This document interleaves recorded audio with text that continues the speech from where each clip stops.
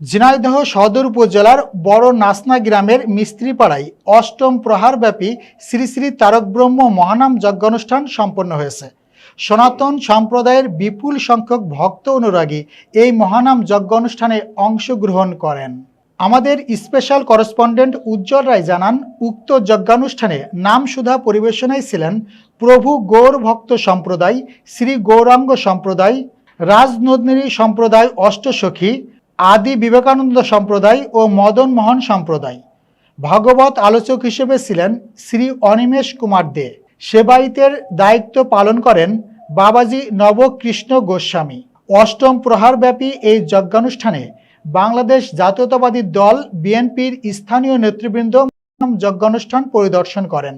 কুঞ্জভঙ্গ, নগর কীর্তন, মহাপ্রভুর ভোগ দর্শন ও মহাপ্রসাদ বিতরণের মাধ্যমে এবারের মতো যজ্ঞানুষ্ঠানের সমাপ্তি ঘোষণা করা হয়।